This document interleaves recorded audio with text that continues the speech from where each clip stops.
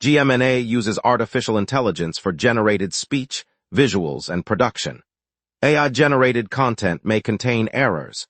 Please verify important information before making decisions or taking action. Good night, Montreal. Today at 12 o'clock, the Quebec government announced that it has entered the planning phase for a complete rebuild of the Saint-Pierre interchange in Lachine. The project targets the decades-old traffic bottleneck that has plagued commuters with chronic jams and increasingly fragile structures. Provincial officials said the new design will replace the aging overpasses and widen the connecting ramps to accommodate future traffic volumes. The announcement follows years of congestion complaints and several postponed construction attempts caused by the deteriorating condition of the existing bridgework. Engineers will now conduct detailed surveys and environmental reviews before a construction timetable is set. Funding is expected to come from the provincial infrastructure budget, though a final cost estimate has yet to be released. The rebuild is intended to restore reliable flow on one of the island's key arterial links. Montreal police are conducting an intensive search for a repeat sexual offender who remains at large in the city. The Service de Police de la Ville de Montreal released a public alert at 16:12 Eastern Daylight Time on Wednesday, July 29, confirming that the suspect is currently free and poses an ongoing public safety concern. Officials described the individual as a repeat predator with a documented history of sexual offenses. The investigation is ongoing. Officers have deployed resources across several districts, are reviewing surveillance footage, and are examining digital evidence linked to the case. The SBVM has not disclosed the suspect's name, physical description, or specific locations tied to the investigation. The alert was disseminated via television, radio, and online channels, and the department is coordinating with provincial law enforcement partners. Updates will be provided as the police continue their efforts to locate the offender. Today, the Quebec Health Ministry announced that it will seek an independent investigation into the recent deaths of 3 minors under the care of Batchaw Youth and Family Centres. Santé Quebec, the provincial health authority, issued the request alongside Batchaw, an English-language youth protection agency operating in the city. The ministry said the probe will examine the circumstances surrounding the fatalities and assess whether systemic failures contributed. Officials did not release the ages of the children, but confirmed all were in Batchaw's custody at the time of death.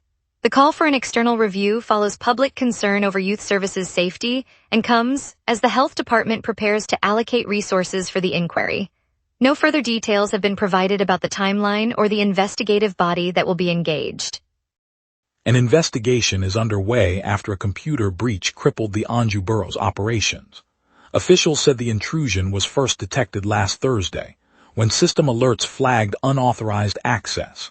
Since then, the borough's administrative platforms and telephone lines have been intermittently offline, leaving residents unable to reach municipal services. Local businesses reported difficulty processing permits and paying fees, prompting many to seek assistance by phone despite the outage. Cybersecurity teams have been deployed to contain the incident and assess whether personal data was exfiltrated. The borough's chief information officer confirmed that essential services, including online payment portals and service request portals, remain unavailable while forensic analysis continues. Police have opened a cybercrime case, and the investigation is being coordinated with provincial authorities. Residents are advised to monitor official communications for updates, as the borough works to restore full functionality and safeguard any compromised information. U.S. Customs and Border Protection has resumed passenger screening at the airport's U.S. checkpoint after a brief shutdown earlier today. Officials say a strong odor emanating from a nearby construction site prompted the temporary suspension, prompting a safety assessment before clearance to reopen. The checkpoint, located in the international terminal of the airport, is now back in operation, processing travelers bound for the United States. Airport spokespeople noted that the odor issue was isolated to the construction zone and that air quality monitors have returned to normal levels. Travelers can expect the usual wait times as the agency works through the backlog created by the several-hour pause. The resumption ensures that cross-border travel continues without further interruption while crews address the source of the smell. Airport officials reassured passengers that ventilation checks are being performed to prevent similar incidents. The resumption comes as travel peaks, offering relief to airlines. Later we'll hear how Ariana Grande fans are splurging on pop-up merch right here. And a look at tonight's forecast. We will be right back. Watch the local sunset tonight at 6 p.m. for all your local Montreal news. Welcome back, everyone. That was a quick break. Up next, Rachel Reed has the latest local stories you need to hear. Fans of the pop star have turned St. Catherine Street in Montreal into a bustling marketplace as Ariana Grande's pop-up boutique remains open. The temporary shop, which opened yesterday, draws hundreds of admirers each day, many of whom are spending hundreds of dollars on limited edition tees, pins, and accessories. Lines stretch along the sidewalk, prompting nearby cafes to see a surge in patronage as shoppers wait their turn. Store staff report that the demand for exclusive items rivals that of a concert ticket launch, and the venue's limited-time nature fuels the frenzy. Local retailers note a noticeable uptick in foot traffic, while City Transit reports a modest rise in boardings along the downtown corridor. The pop-up is scheduled to stay in place through the end of the month, offering fans a rare chance to own a piece of the star's brand while she is on tour. Today, the Canadian women's hockey program announced that Montreal-based Daniel Sauvageau has been appointed head coach. The move places the veteran coach at the helm just as the team prepares for a slate of international tournaments. Sauvageau, who guided the national squad to Olympic gold in 2004, returns to lead a new generation of players aiming to defend their world title. Officials said her deep ties to the local hockey community and proven track record were key factors in the decision. The appointment was made public during a press conference at the National Hockey Center, where players expressed optimism about the fresh perspective she brings. With the next major championships on the horizon, fans can expect a renewed focus on skill development and competitive readiness under her guidance. Today, the Montreal Open will welcome 3 North American hopefuls into its main draw field. Canadian rising star Alexis Galarneau, fellow Canadian Liam Draxl, and British qualifier Jack Draper have each secured a spot in the first round of the tournament. The main draw follows a single elimination format, meaning each match could be a player's last.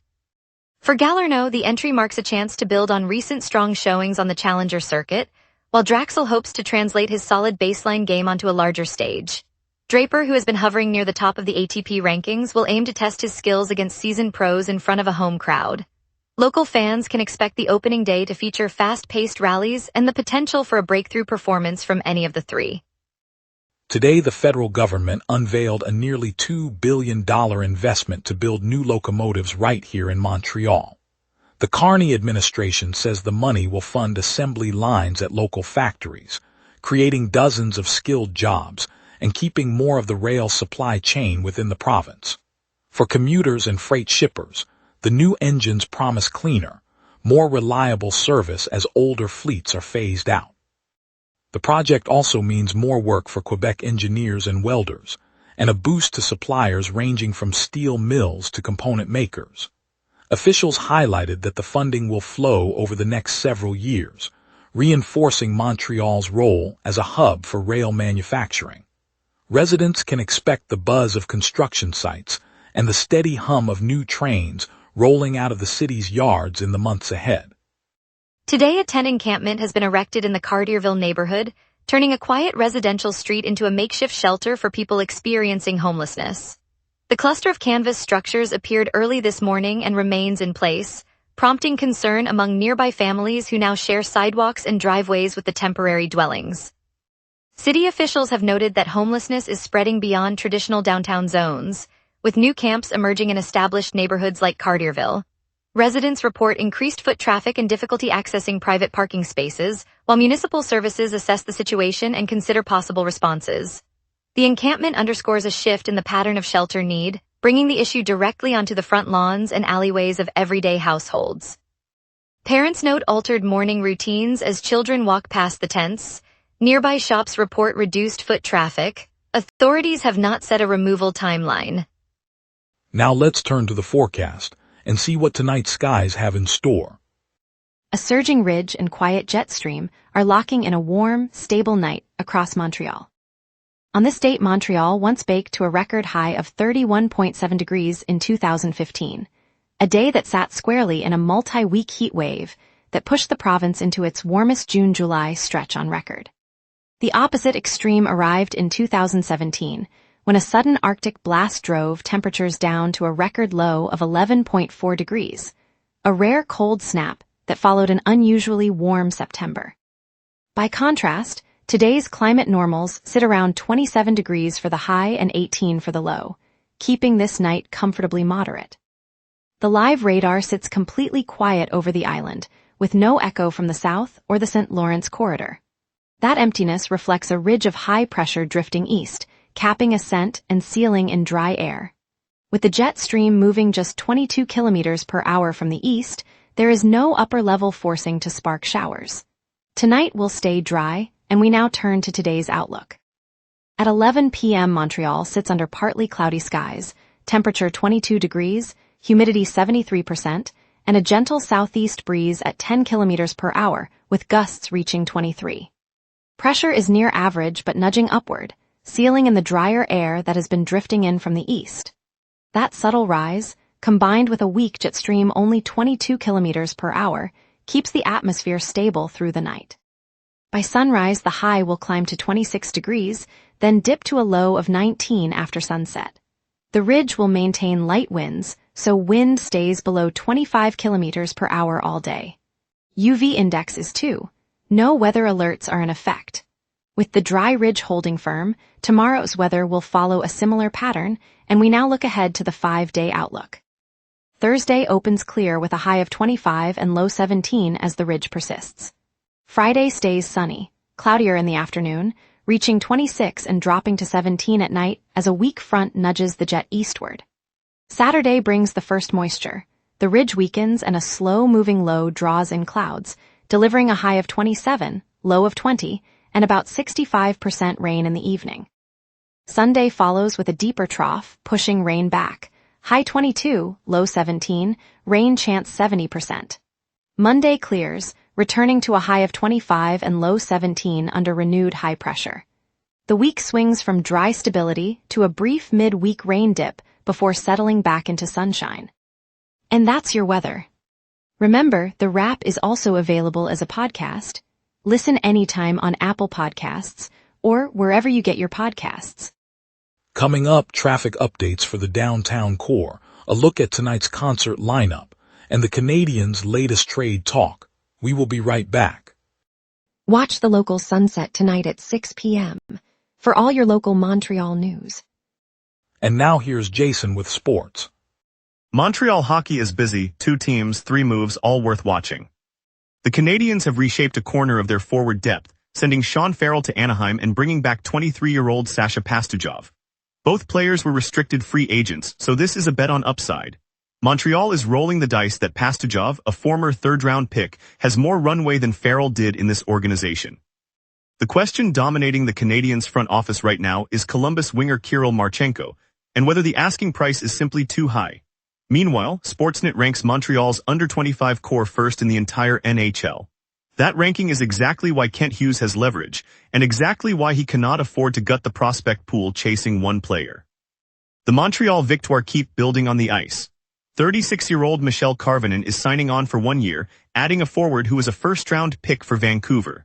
1-year deals for veterans signal a front office hunting for depth and leadership without locking up term. Carvinen brings both to that dressing room. Thank you, Montreal, for joining us on the wrap. A big congratulations to Coach Danielle Sauvageau on her appointment as head of Canada Women's Hockey, an inspiring moment for the city. We'll be back tomorrow with more stories that matter to you. Stay safe and see you then.